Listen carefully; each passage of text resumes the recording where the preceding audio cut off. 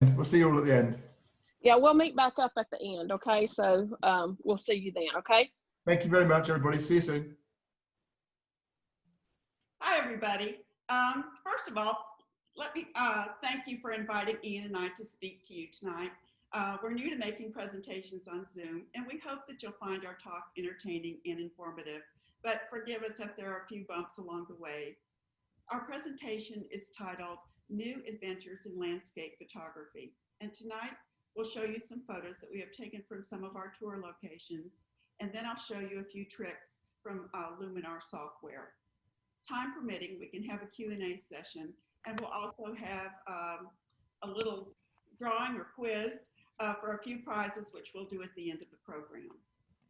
People always ask me how I got into photography, and especially how I got into the photo tour business. Then they usually follow that up by asking if they can fit into my suitcase to travel along. But the great news is you actually can travel along with us by signing up for one of our tours. I got started in photography about 12 years ago. Up until that time, I was an attorney for 17 years, and then I took a break from work. During that time, I picked up a camera, and after some trial and error of what area of photography interested me, I fell in love with landscape photography. It was a great fit for me because I love traveling and I love new adventures. Though I like visiting cities, I'm not very interested in visiting old buildings or museums, but I absolutely love being outdoors in the countryside, the seashore, the mountains, anywhere that I can plant my tripod to capture the beauty of our planet.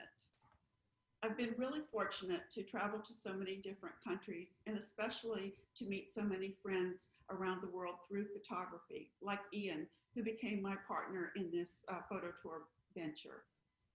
I've been doing photo tours and workshops for about 8 years now in places like Banff, Tuscany, England, Scotland, and now Norway.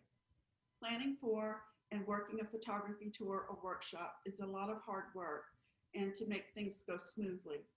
But I absolutely love planning the tours and then especially going on them. Teaching photography out in the field is very rewarding, and I think that people really learn best from hands-on experiences. And it's so much fun to see how everybody bonds right away and become good friends on our photo tours. I think that's one of the best parts for me, along with sharing my knowledge of photography and my love for the locations that we are shooting in. I am one of the American brand ambassadors for two great companies, Skylum Software, maker of Luminar 4, and Nisi Filters USA. Filters are an essential part of any serious landscape photographer's kit, and I'm proud to represent and sell Nisi's excellent products. Later this fall, I'll be doing some photo walks for Nisi in the Birmingham area, and we'll have filter sets on hand for anyone who wants to join me and try out the filters. For those interested, I shoot with a Nikon D850 camera, and I use a Really Right Stuff tripod. I process my images with Adobe Photoshop 2020, Nik filters, and of course Luminar 4 software. If you're interested in any information about filters or software, feel free to contact me anytime by email. So let's get started with the program. I'm going to turn things over to Ian right now, who will introduce himself and begin our presentation. Thanks very much, Anne. Well, hi everybody again. It's great to see you all here. And first of all, I just want to say thanks very much for allowing me, a bridge guy, to come and gate crash your club like this. Yeah, as Tina was saying, we have been posting the occasional photo to your group over the last few months, and actually I really appreciated the comments that you've made, and that's been fabulous. I've been watching and seeing what a great club you've got, and lots of active members and lots going on, and I just think it's awesome. So what we're going to do, I'm going to start off this section of the presentation by telling you a little bit about myself and my photography journey, and I'm going to follow that up with some photos that I've shot in my local area. I live in a seaside town in England called Bournemouth. You've probably not heard of it. It's in the county of Dorset on the south coast of England. And it's about 2 hours drive from London going west, and it's midway between London and Cornwall. Stonehenge, which I'm sure you have heard of, is about an hour's drive north. Although Dorset is perhaps not that well known outside of the UK. It's considered one of the most beautiful parts of England. It's got a unique and stunning coastline, and it's got a beautiful countryside as well, with farmland and rural villages. It actually marks the start of not only the Southwest Coast Path, which is a simply stunning long distance walking path of 630 miles along the coast of Dorset, Devon and Cornwall, but it's also the start of the Jurassic Coast, which in 2001, it was awarded UNESCO World Heritage Site status for its incredible geology, which you're going to see in some of the photos that I'll show you. So since I live in such a beautiful area, over many years, I've enjoyed going for recreational walks along the coast and also inland. And I determined back in early 2016 that I wanted to learn photography. I didn't realize back then quite how involved I'd become with it and where it would take me, but I soon became thoroughly obsessed, as everybody does who picks up a camera, and determined to work hard to hone my skills. Now, luckily for me, I do live in a really wonderful area for those opportunities, so I can get out and practice whenever I like. And I was very fortunate to bump into Anne, whose support throughout my photography journey has been immense. In fact, we hit it off so well together that we decided to team up and organise photography workshops under the banner of Earth Focus Photo Tours. So if you'd like further information on this over at the end of the presentation, then we'll be putting up a slide with some information about our website and our various social media accounts and how you can get in touch with us. So anyway, what we'd like to do in the first half of the presentation is to talk you through a few of our images.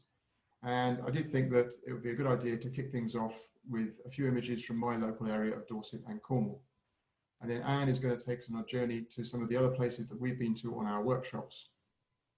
And then following that, in the second half, Anne is going to talk you through how she's processed one particular image and how she uses Luminar. So here we go.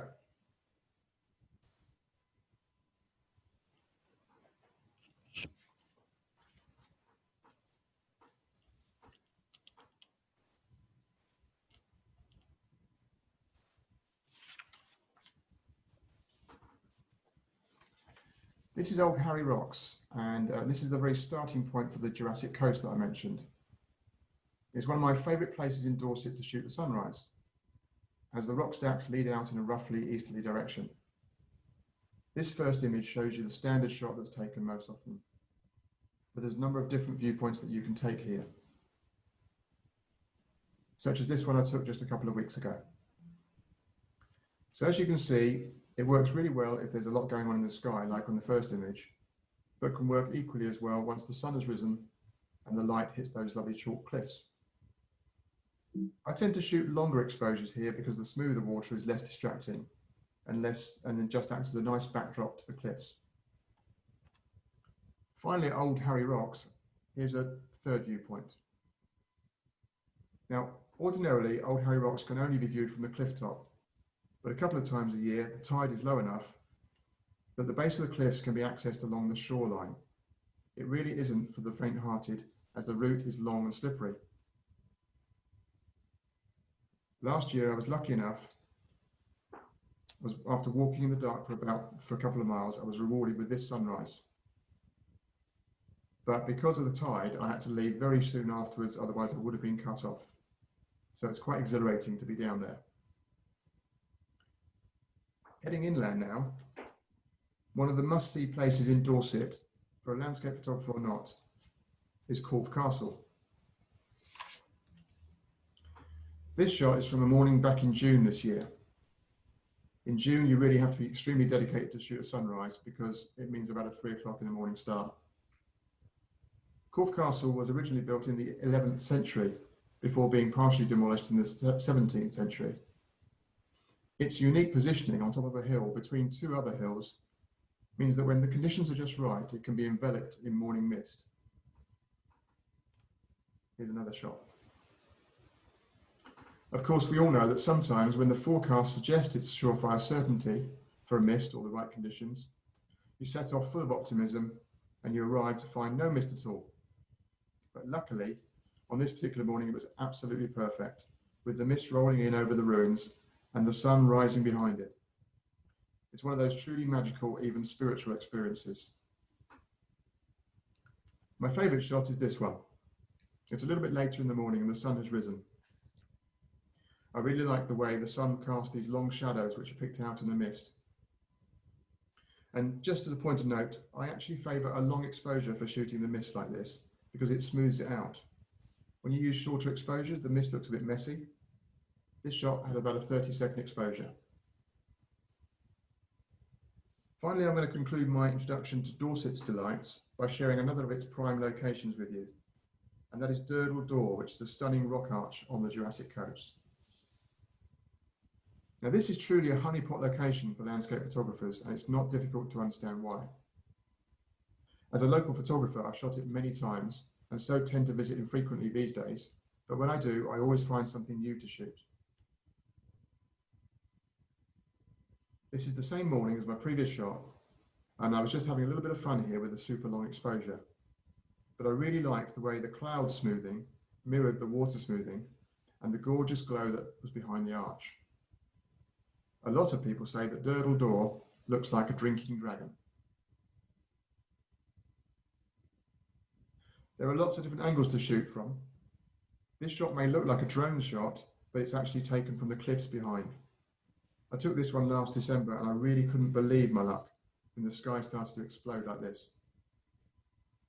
Durdle Door is popular to shoot all year round, but in December it becomes a magnet for photographers because the sun is at an angle that when it rises through the arch and everybody wants to capture the shot.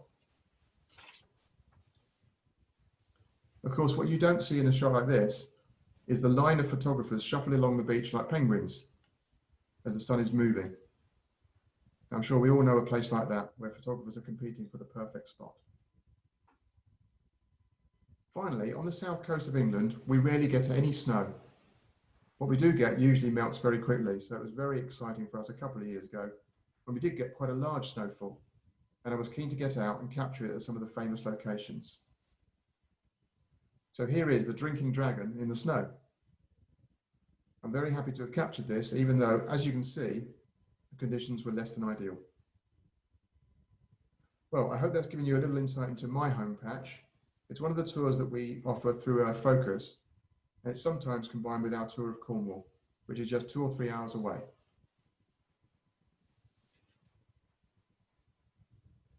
In Cornwall, you will find a somewhat different but equally spectacular coastline, with secluded coves, vertigo-inducing cliffs, and miles of near-deserted sandy beaches.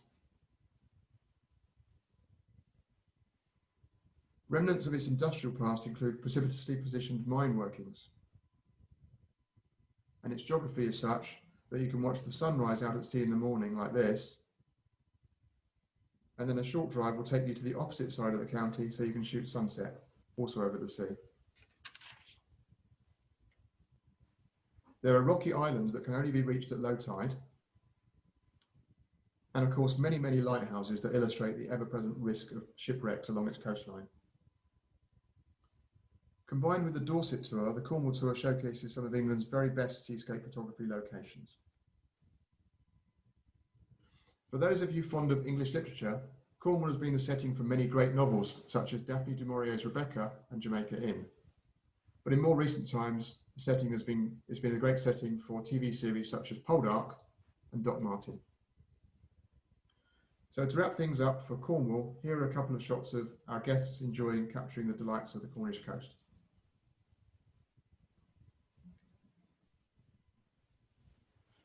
We've got a couple of tours planned for Dorset and Cornwall in the spring of 2021. So if you'd be interested in joining us for one of these, then please get in touch with either Anne or myself via any of the links that you'll find at the end of the presentation or in the bio section of the event on the club Facebook page. In the meantime, I'm going to hand over to Anne as she takes you on a virtual tour of one of her favourite landscape locations, and mine too, and that's Scotland. Anne. Thanks, Ian. Scotland was made for landscape photography, and it's hands down one of my favorite places to shoot. My first trip to Scotland was in 1998, and I've been fortunate to have made about 11 more trips since then. As a landscape photographer, you cannot ask for more variety to shoot in such a relatively small country. Here are just a few of the scenes that you will find in Scotland among massive mountains and gentle hills. There are waterfalls galore, jagged cliffs, seascapes, enchanting forests, not to mention many castles and their ruins, which add to the grandeur that is Scotland. Throw in the ever-changing dramatic weather that Scotland is famous for, and you have a dream location for photography. This map shows our starting and ending point and where we tour Scotland, which is the Highlands area, including the Isle of Skye and Glen Cove. We begin our tours in Glasgow, where we pick up our group in a vehicle large enough for everyone and their gear. And from there, we take a leisurely drive up to Portree on the Isle of Skye, which will be our base for the Skye portion of the trip. Along the way, we'll make a few stops to get started with our photography journey. Ian does the driving and I do the navigating, and our guests just sit back and soak up the scenery. Our first stop is usually Kilkerran Castle, a moody ruin overlooking the beautiful Loch Awe with the mountain Ben Cruachan in the background. Ben is the word for mountain in Scottish. Did you know that there are over 2,000 castles in Scotland? Well, you're sure to find your favorites to photograph. We head for the Isle of Skye on the first day, and just before we cross into Skye, we stop to capture one of my favorite castles, Eilean Donan, with its beautiful arched bridge. The Isle of Skye is called the Moody Isle or the Misty Isle because it's often shrouded in clouds and mist. Skye is also famous for its many rainbows, and we have seen rainbows there like I've never seen anywhere else, which sweep across the open landscape. The town of Portree is centered near the middle of the island. Portree is a charming little town, famous for its colorful buildings directly on the harbor as you see here, and you really can't find a more charming spot. There's some great places to eat in Portree, including a hardware store that's also a fun cafe, and that turned out to be one of the favorite stops for our group. The food is awesome there. From Portree, we can access most of the island within no more of a 2 hours drive. Our group stayed together at Airbnbs, and this is the one we stayed at last year at this beautiful Lochside location with the snowy mountains behind. I mean, you can't beat that. It's lots of fun to stay together as a group because we can be together for meals and, as always, share our love for photography. And there's always lots of joking around too. One of our first stops is not too far from Portree, the famous Old Man of Storr. It's a series of jagged rock outcroppings which make for an otherworldly scene. A shot that I took on the Storr a few years ago was used by Viacom to advertise their movie Prometheus, which featured the Storr. The hike up to the Storr takes about an hour, unless there is snow. Ian was intrepid enough to go up there by himself last year and take these pictures of the Storr in snow while I waited in the car. But after I saw his photos, I have to admit that I kicked myself for not braving the blizzard and going up there too. Well, not much further up the road from the Storr is the Quarang, which may be one of the most unusual landscapes that I've ever seen. The Quarang area is rugged and immense and offers lots of different viewpoints to shoot. Here are 3 different images from basically the same place that we've taken over 3 seasons, which show that it's a great spot to shoot no matter what time of the year. Now, there are sheep everywhere you go on Skye, and you really have to pay attention to the road because they think they own it. On the other side of the island, we travel to Nice Point Lighthouse. We've never been there when there haven't been gale force winds, so it's really tricky to keep your tripod anchored. But I can only say that it's a stunning scene, as you can see from these photos, and you'll be so exhilarated just being up there, fighting the winds while capturing a fabulous sunset with your camera. Another spot not to be missed on Skye is the Fairy Pools. This is a really fun hike up a slope, which will cross over several streams, and you follow a river tumbling down the mountain with many waterfalls to capture. Near the top of the mountain, the reward is the wide fall into a pool with a majestic peak, usually surrounded by brooding mist, as you can see here. Skye just has so much to offer, and another spot you can't miss is Elgol. Rocky boulders line the beach, and part of the fun is scrambling over them to discover your own composition. Elbow is just such a treat to shoot. Even getting there is fun. The scenery on the way is spectacular, and you're likely to encounter some Highland cattle guarding the road. Two more spots which deserve much more attention than we have time for this evening are Talisker Bay and Skagakan. Our last workshop in Skye turned out to be more about moody, dramatic skies since it was a very rainy week. But we struck gold the night that we visited Talisker. What a fabulous sunset we had. Filters are essential to get the best shots possible when shooting waterscapes. Here we have two images shot almost side by side at the same time. Ian's image on the left is a longer exposure than mine on the right, so that he could produce those long wave trails that you see here. I wanted to keep more texture in the water, so I kept my exposure time shorter. We both used grad filters to control the light while we were shooting into the sun. Ian won an award for an Isle of Skye photo contest with his shot, and my shot was published last month in Scotland Magazine, so we both struck gold there. Finally, I took this shot with a longer exposure for yet another effect. Next slide. Once you get over trying to pronounce it, Skagakan is a gem of a spot. The Skagakan River, hard for me to say, is the very same that tumbles down into the fairy pools, but it's on the other side of the mountain. The river roars through the valley in a twisty path, which makes for a lot of great cascades to shoot. There's a famous bridge at Skagakan, which everyone wants to shoot. And here's one of our guests lining up his shot at the Skagakan Bridge. But if you'll move further down from the bridge, you'll be rewarded with some stunning scenes, as we've shown you here. We spent about 4 days in Skye, and as you can see, we cover a lot of ground, but our busy week of shooting does not end here. We head back toward Glasgow to stop in the area of Glencoe. Glencoe has a rich but bloody history in Scotland's past, and you can almost feel the presence of those brave people as they struggle to keep their land and heritage. Glencoe is one of those places that you just shut your eyes and hold your camera out and still get great shots, but you wouldn't want to miss all this beauty. So we take our guests through the valley for some stunning natural scenery. Here's a shot of Ian capturing some of the beauty of Glencoe. Glencoe is a really rugged landscape, but you'll also find gentle lakes throughout and waterfalls almost everywhere. There's also some quaint old Scottish cottages like this one with the black roof that is owned by a local ladies hiking club, and it's really quite photogenic. A fun stop is not so old shipwreck near Fort William, which will likely spend the rest of its days here, providing a focal point for photographers. There are also some gentle lakes in Glencoe, and they're perfect for early morning shooting, especially when some lovely mist glides over the hills. Our last trip in October was one of the rainiest weeks on record in Scotland, and though it made for some shooting challenges, the water was flowing so rapidly nearly everywhere, and it was just perfect for waterfall lovers. I'm going to wrap up this section of Scotland with one of my favorite parts of our tours, some shots of the people who join us. Here's a few shots from our last trip to Scotland, and as you can see, we have a great time, make wonderful new friends, and spend some time in one of the most photogenic landscapes anywhere.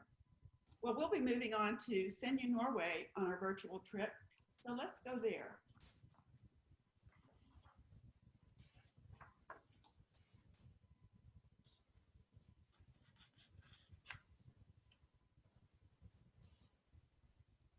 In the last 5 or so years, many landscape photographers have headed for Lofoten, Norway for its fantastic landscapes and to capture the glorious northern lights.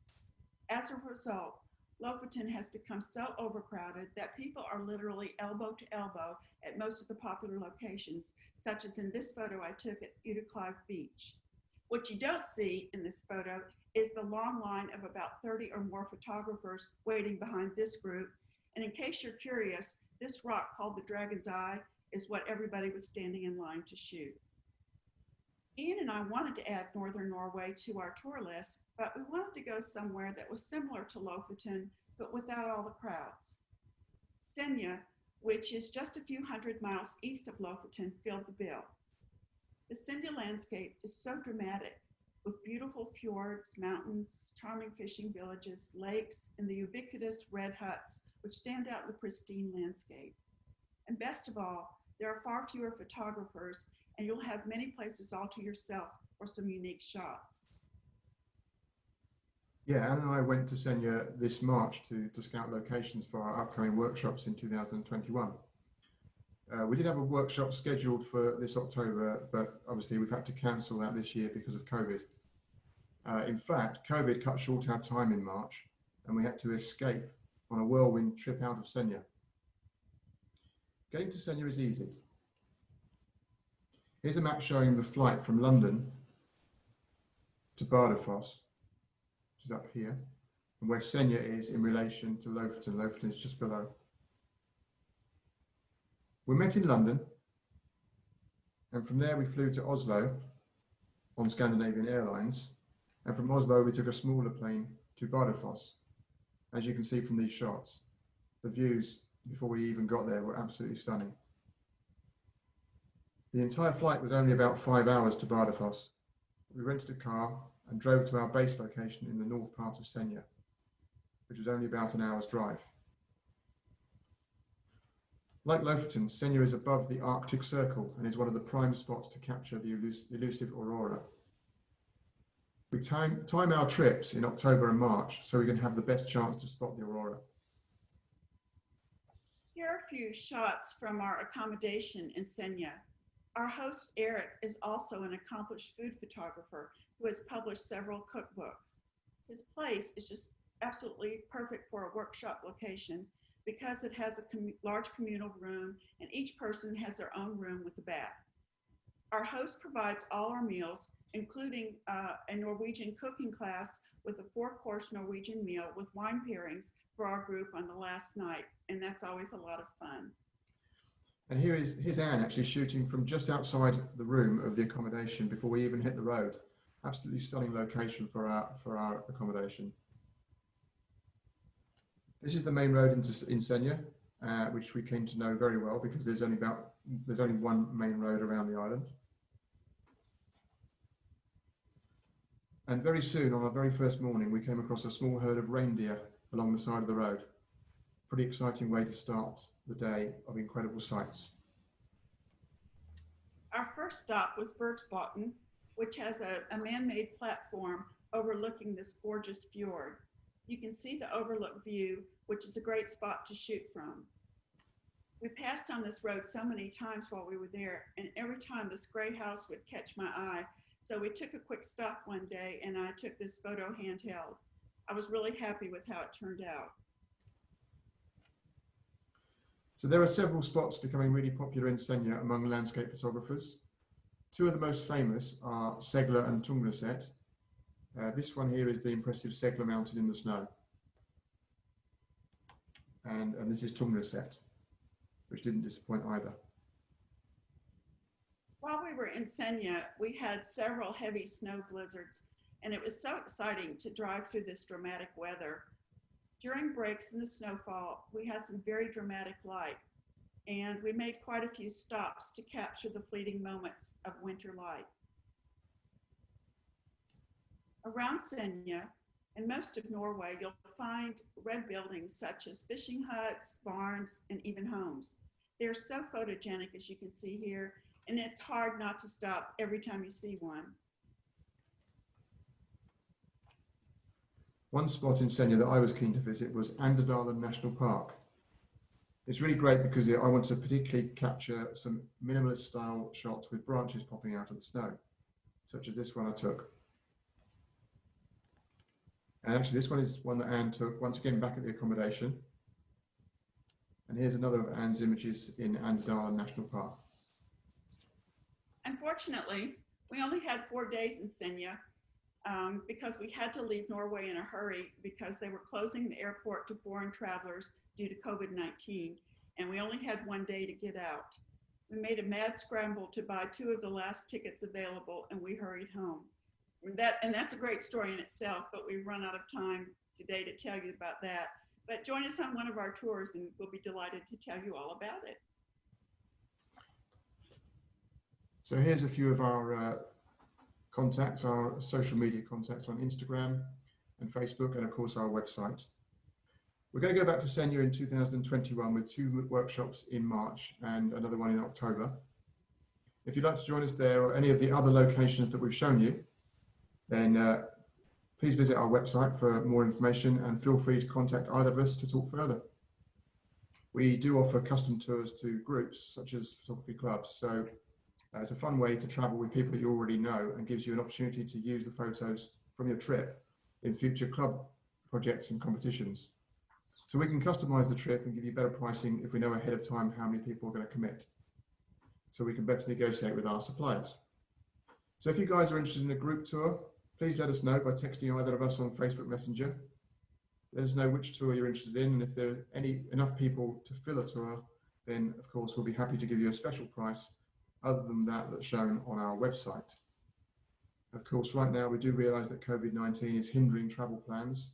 So for now, we do guarantee that our deposits are fully refundable. Well, this ends our presentation on our tours. If you have any questions, we can answer a few here at the end of the program, or if you think about something later, just shoot us an email. Now let me move on to the next part of our program, which is introducing you to sky replacement with Luminar 4. We all know what it's like to anticipate a photography outing and the sky just doesn't play ball. You come home with a lackluster image that likely won't ever leave your hard drive, or you are a wedding or portrait photographer who has that one chance to shoot the event, but the sky's blown out. Skylab Software's Luminar 4 comes to your rescue with one of its most popular tools, the AI Sky Replacement Filter. AI stands for Artificial Intelligence. With this exciting new tool, you can change the sky with a click of a button, make a few tweaks, and you have an image that you can use. Some exciting news is that the new updated version of Luminar, Luminar AI, will be out in mid-November. The software update will include some exciting new features like atmosphere AI. So now you can not only change the skies, you can change the weather with 3D effects like haze, mist, fog, very atmospheric. So if you're interested in purchasing the new software at a special pre-order price, I'll put a link on the Trussville Photo Club's Facebook page, which will give you special reduced pre-order pricing. Plus you can get an additional $10 off. It's really a great price. Unlike Photoshop, there's no subscription. It's one and done. So it's really a good bargain for people. I want to get started showing you a few edits that I have done using the sky replacement software. Here are 3 sets of photos that I've taken on photography trips that had boring skies. I took this one in Cornwall at the Bedruthen Steps at noon. The sky was cloudless and it was really tricky to get a good exposure. So I used a sky that I took in Utah earlier this summer that was actually taken at about the same time of day. And I brought this photo to life with some dramatic clouds. The skies in the Luminar standard package do not add in reflections, but if you have your own skies, you can add another layer within Luminar to add reflections so it looks more natural. This next image I took at Kynance Cove in Cornwall. We were only going to be there this one day, so I had to take the conditions as they were, which was misty with a light rain. I was very disappointed in my image. I'd been looking forward to going there for the longest time, and the sky was just totally whited out. I used one of the standard skies that's loaded in the Luminar Sky palette to add some stormy clouds here, which I think rescued this shot quite nicely. This third image was taken one morning at Bow Lake in Banff. I was very lucky to be the only person shooting here at this popular location, but it was also one of those mornings that I probably could have slept in because the sky was just very dull, not much going on. Again, I used one of Skylab Skies, this time from their Romantic Skies bundle, which is an add-on, and I was able to punch this one up with a more colorful sunrise. Ian will turn off the slideshow now so that I can show you a brief edit of a photo on Luminar 4 so that you can see how easy it is to replace the sky.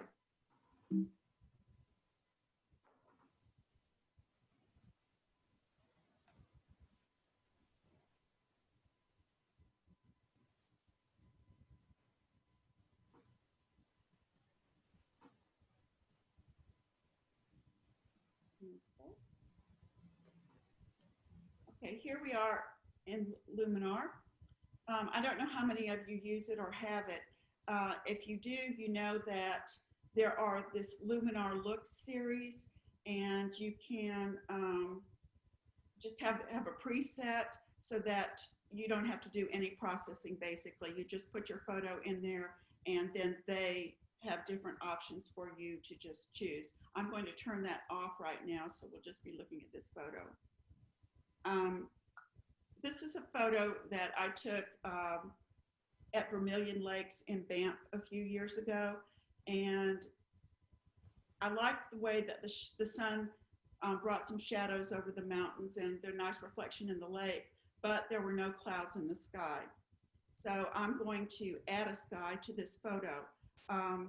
This is the Luminar Sky Replacement palette. As you can see, there are some sliders here, which I'll use in a minute and show you. And then these are the preloaded sky selections.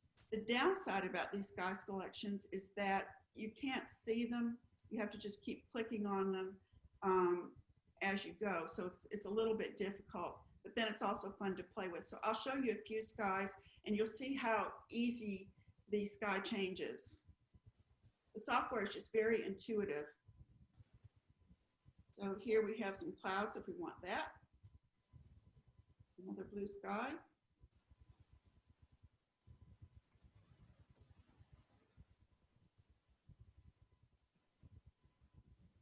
Now you want to put in a sky that really matches the scenery that day. Any of these would probably do. You wouldn't want to put in the galaxy, for instance, because that's the Milky Way, and that's not how it looked then. So you can see there's some fun filters in here, as well as some more practical ones. If you see as many people using sky replacement, though, you'll start to see the same skies if you're using these palettes. So I would suggest, if you want to use the software, that you start developing your own file of your own skies, and that works good for you. I'm going to start with this choice here, the dramatic sky. First thing I'm going to do is flip the sky. The reason is the sun is over on the right on this side, and this makes it look more realistic. You can move your sky to whatever position you want with the horizon. Now this shows you, you can see here, this is where the horizon is. We want to bring it down some more.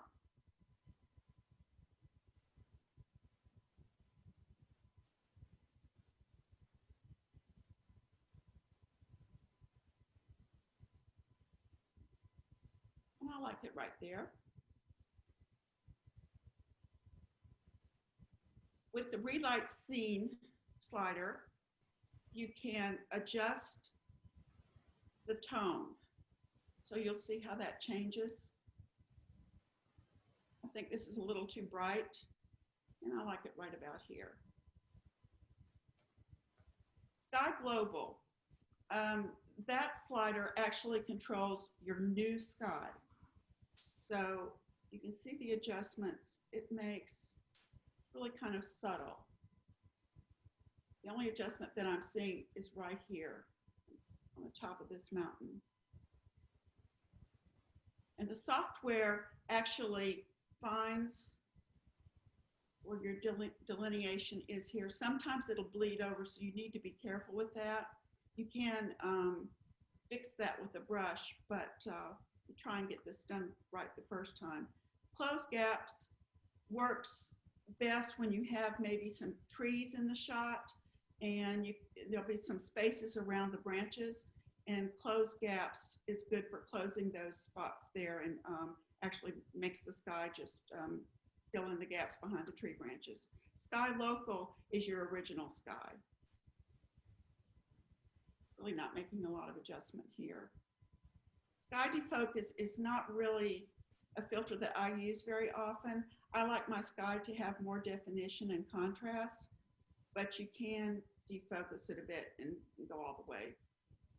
As you see, that's a mess. So we'll keep it there. I do like the automatic haze slider, and that's new with this newer version of the software. It gives a more realistic look to the sky. You can also adjust the temperature. So if you slide the slider to the right, the photo warms up.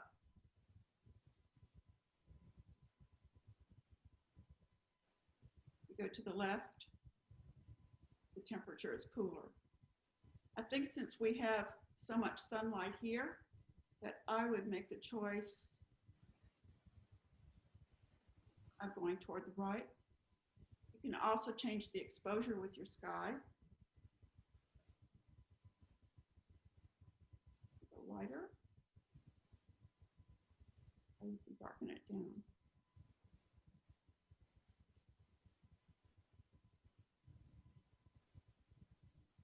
Under Edit Mask, you have brush, radial mask, gradient mask, and luminosity. The two that I use most of the time is brush or gradient mask. I'm just going to show you what gradient mask does right here. So I'll grab this. You mark your gradient. It automatically masks it. And as you see, I just have my new sky up here, and then my original sky bleeds through. So you can make these your own. I think a lot of people make the mistake of just putting in the Skylum sky and not making any adjustments. So that's kind of a dead giveaway that you've used the program. Of course, if you're using your own skies, you won't have that issue. So that's just a quick overview of Skylum's sky replacement feature. And if you want to explore some of the rest of Skylum, Luminar 4, or Luminar AI, when that comes out in November, I'd be glad to do another session with you guys. So just let me know. All right, I'm going to close this, and I'm going to catch back up with Ian.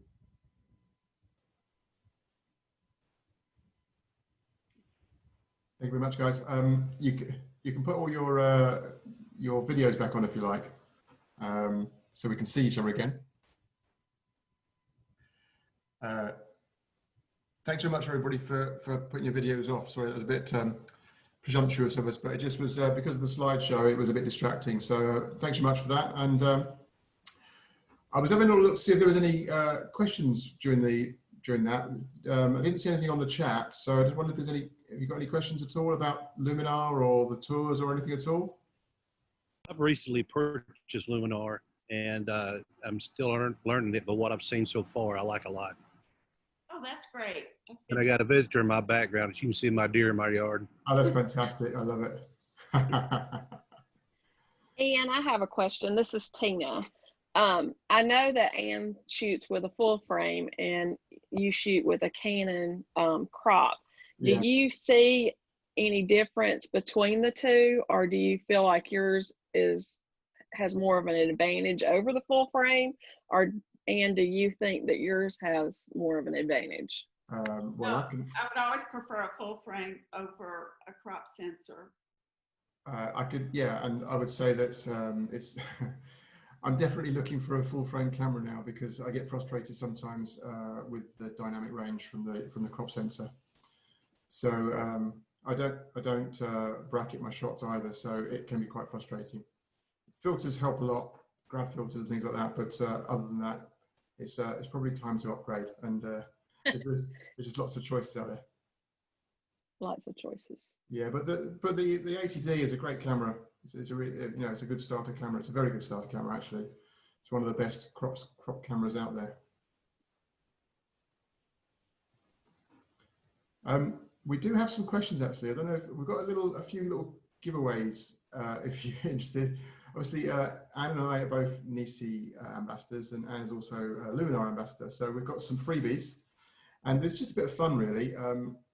I just put together a few questions for you guys to see how well you're paying attention from the presentation.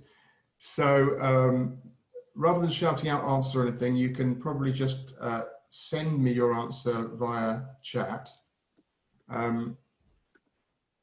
My first question would be, and actually some of these prizes are really good. So this one is I think is a really good prize because it's actually going to be, we're offering a $100 discount out off of any of our workshops on this first prize. So for a $100 discount, if you can send the answer to me on chat and not shout it out now, that'd be cool.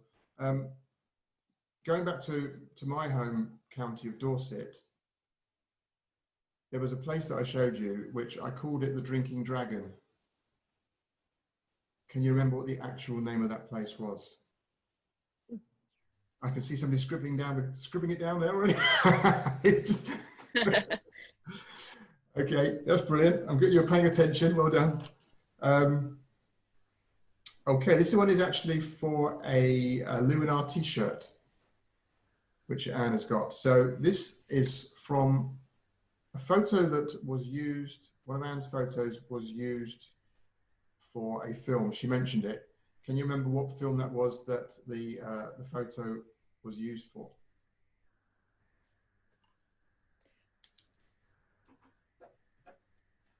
Okay. I've got another question for you. This one is going to be for a Nisi baseball cap. I'll check the answer. Larry's cheating. Larry's cheating. Who's cheating? I'd always take notes. Excellent. That's great. Great. Yeah, We like that. okay, so you're going to get all the prizes then, Larry. I hadn't asked the first one. Okay, so this one's from Senya. I mentioned that we were keen to get out and shoot on our first day, but it was quite snowy. What was the first thing we saw on the road once we got going? Once we left the accommodation, the first thing we saw? I see two people writing something down. That's great. That's for a Nisi baseball cap. Okay. Also go back to England. I mentioned that Cornwall has been used as a TV set for a couple of TV series. You'll probably catch over there. They're very popular. You get a cap, a Luminar cap, for each of the TV series that you can remember that I mentioned. Oh, you're all thinking about it. I can see you're thinking hard. Okay. Okay, this one is also from my home patch, and this one is for a $100 discount for one of our workshops again. And the question is, the name given to the coast in Dorset that is now a UNESCO World Heritage Site. What is the name given to that coast? There's some blank looks. Okay. Anne, have you got any other questions that you thought of while we were doing that? Oh, I'll tell you what, I've got lots of chat coming. I'm going to check. Oh, I've got a question. Okay. Right, I'm going to have to look at these a bit later on. Let's just see.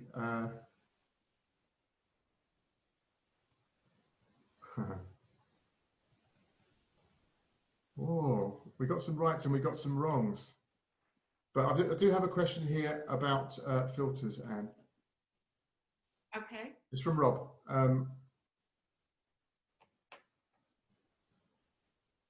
Okay, he says, when I look at a scene, I try to decide how much ND I might need. Mostly I just guess.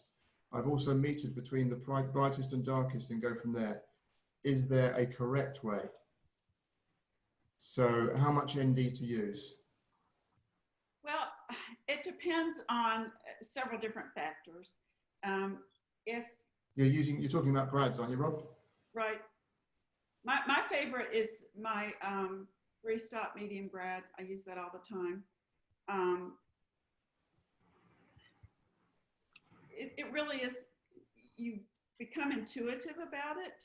And I generally, and Ian too, we stack filters. So I might use on my camera a 6-stop to slow down the water. And then if I need to control the light, I might use a medium grad on top of that. You can, with the Nisi filters, you can stack 3 filters in your filter holder. Yes, I have the Nisi holder or the V5 and V6, and I have stacked. And I was just curious. I've just kind of looked before the scene and go, oh, okay, I wanted a full ND and then a grad on top. Is there a right or wrong way? Grad first and then full, or what? Definitely put your. Put the full filter first and then the grad over it. Okay, so the full filter, you might say closest to the lens. Yeah, definitely put the full ND filter against the closest to the lens. Okay. Another thing I would suggest too, and you may be already doing this, is to close your viewfinder when you're doing a long exposure, because that lets light leak in. Yes. What about the landscape? The difference, I know about 2 years ago, I think I actually joined Ian's group and wherever, and I did ask him a question, and I have no idea of what he told me, the difference between a landscape CPL and a regular CPL. The landscape CPL is the one that they brought out when they changed it to a V6 holder. To be honest with you, right now I can't really recall what difference. What the main difference I don't know. No, I can check that for you. What do you have, Rob? D850. No, what CPL do you have? Oh, the Nikon 1424. Which polarizer do you have? The landscape one or the regular one? I have landscape right now. Yeah. Are you a landscape photographer? Yeah. Pardon me? And you're a landscape photographer mainly? Yes, mainly. Yeah. So I mean, I'll check for you, but I think that basically the landscape CPL is the one that you should be using. Okay. Yeah. I don't remember what you said 2 years ago. Hello. You know, we won't talk about CRS, will we? Can't remember anything. Oh. Okay. Now that's not what it stands for, but anyway, that's the Quiet, Tina. the nice version. But we're gonna have Ann back at another time. We talked about her coming back and talking of filters with us and that sort of thing. So hopefully we'll be able to do that in the near future. If you guys would like to do some demonstration of filters, Nisi will send me some kits so that multiple people can be using filters at the same time, and that will, using them hands-on is a lot easier to explain than trying to tell you abstractly, because you'll see more what we're talking about when you're actually playing with the filters. So if you guys are up for that, I'd be glad to do that sometime this fall. It'd be a lot of fun. Agree. I agree. Guys, I've got plenty of correct answers here, so I'll be getting in touch with Tina and sorting out who's got what here. So thanks very much for responding to that. That's brilliant. Well, we would like to thank you and Ann for coming on and presenting on a Sunday. Ann kind of proposed it was kind of a challenge to work with Ann because of the times difference. So what time is it there, Ann, right now? Yeah, it's not too bad. It's 11 o'clock at night, not too bad. Oh my goodness, that's way past my bedtime. So we did have them originally scheduled for like 2 or 3 in the morning. So, but we do appreciate you coming and speaking with our club. I know that I learned a few things, and I mean, just beautiful photography. So we appreciate it. Does anybody have any questions? Thank you. Absolutely. Our Thank you. pleasure. Guys, thanks very much. It was great fun to do it. It was our first one, and really appreciate your feedback. And yeah, thank you very much, guys, and hope to see you all soon. And I think if you have any additional questions, you can just post those on our page or message Ian or Ann directly, and they will be able to help you, okay? We look forward to hearing those. Thank you, Tina. See you guys soon. Thank you, Ian. Thank you, Ann. Okay. It's just, Hey, y'all have a good day. cheers, bye. Bye. Oh, I loaded backwards.